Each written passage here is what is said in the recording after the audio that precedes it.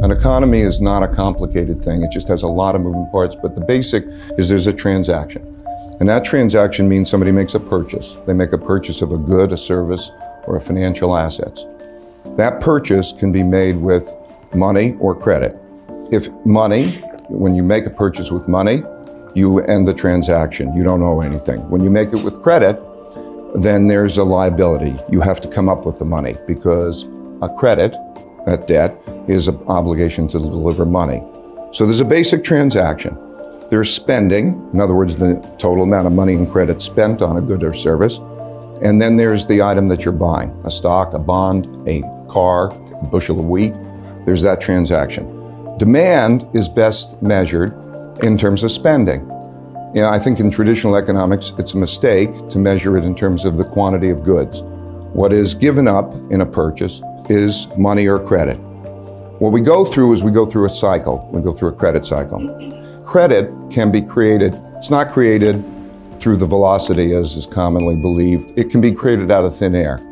If I go into a store or I have somebody paint my house and I say I'm going to pay you later, I've created credit. That'll count in GDP. It'll be an item of production. So what we have is a credit cycle. If there's not much debt, if you don't have much debt, then you have the ability to borrow money.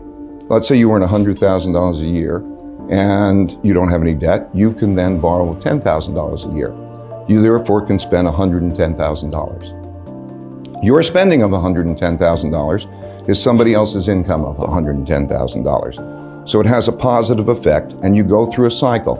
And through that cycle, you spend $110,000, they earn $110,000, and the cycle becomes self-reinforcing. Through that cycle, debt rises faster than income. Debt rises faster than income. Debt can't rise faster than income forever. So as debt rises faster than income, you have a debt cycle. What causes it to stop? Well, traditionally, as you lower interest rates, it creates debt, has three positive effects. If interest rates are too high, then you lower interest rates. Lowering interest rates has the effect of making it easier to service the debt. It has the effect of making items cheaper to buy on credit because the monthly payments are less. It has a present value effect on assets. So if you lower interest rates and you have something that has a cash flow, let's say a piece of real estate or something, they have a present value effect. It causes those assets to go up. That produces wealth, and that allows more borrowing. And so when you get to a situation where you can't lower interest rates anymore, let's say you hit zero, that part of the cycle ends. So then you go to a deleveraging. Now, a deleveraging means that you can't raise debt relative to income anymore. When you can't raise debt relative to income anymore, the cycle begins to work in reverse. So I think that people, if they don't do a very good job of calculating incrementally what the effects are on demand, but let's say you're having debt growth at something like 10% and you go to a 5% debt growth instead, that has a negative effect on growth. It's the marginal change from that level produces a negative effect on growth. So traditionally in deleveragings, that negative effect that happens let's say Europe is a very classic case, the Spanish banking system is a very classic case, the European banking system. As banks leverage up at a certain rate, and they can't leverage up more than that rate, and they lessen the rate at which they're leveraging it up, it has the effect of beginning a deleveraging. Deleveraging means then the income, the spending, all produces sort of a negative cycle. That produces the beginning of a depression. A depression is the phase of a deleveraging in which there's a combination of austerity and debt restructuring. Because it's a basic thing. If you have too much debt to service, you've got to do something about it. And when you have too much debt to service and you do something about it, there are a limited number of things that you can do. You can either transfer the debt, but you can transfer resources from the rich to the poor. So you can have it transferred, for example, from Germany to Spain. That's one way of dealing with it. The other way is you have a combination of austerity and debt restructurings.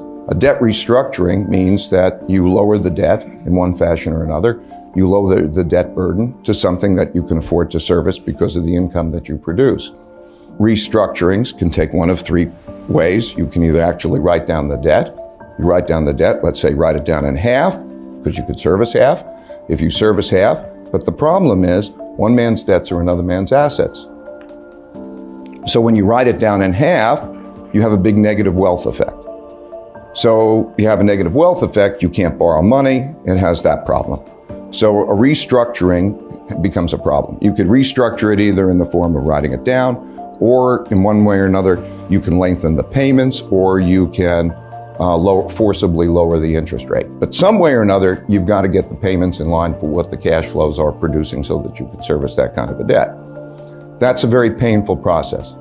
So a depression is the phase of the deleveraging when there's a combination of austerity and writing down debts. So classic depression, 1930 to 1932, March of 1933, we print money. So the third way that you can deal with it is you can print money, essentially what we call print money.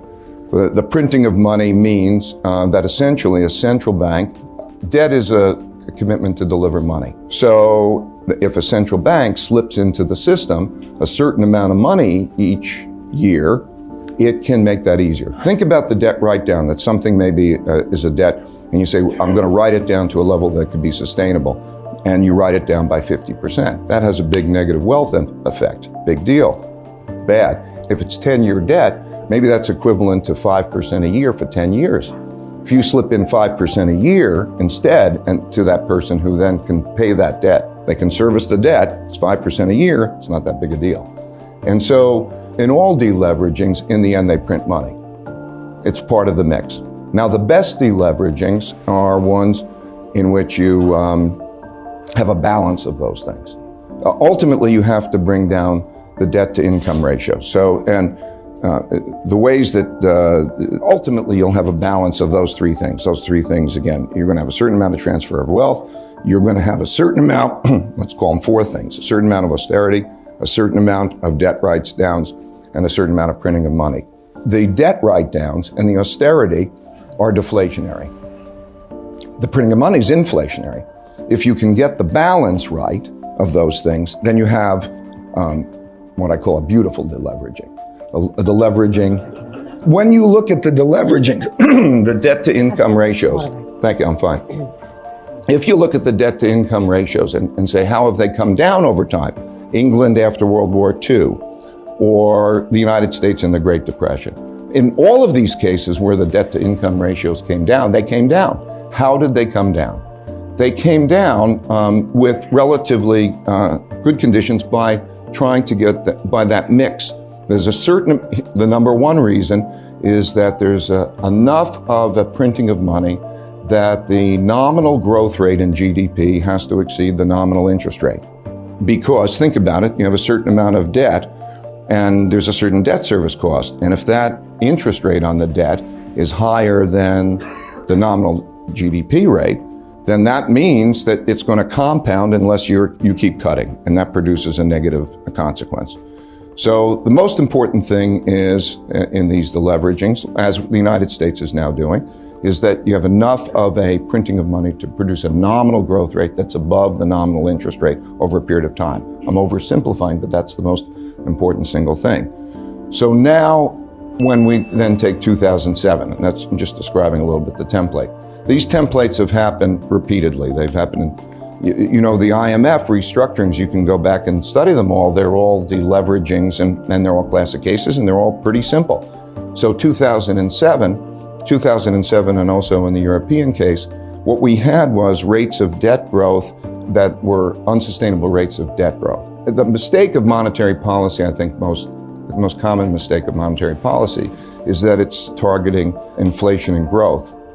And while inflation and growth are important, what it does is it produces debt. What it has to pay attention to is debt growth relative to income growth, debt growth relative to sustainability. And so what happens is lots of times you have a lot of debt growth that goes into the purchase of financial assets. And that's a classic bubble. That's a riskier situation than inflation. So you take 2007 or such periods, and you see that there's a lot of debt growth, which is accumulating for the purchase of financial assets, and then you look at the financial assets and you say, they will not be able to service that debt. And so that produces a bubble. That's what produced the 1929 bubble. That's what produced in Japan the 1989 bubble, 1990 bubble. That's what produced the 2007 bubble.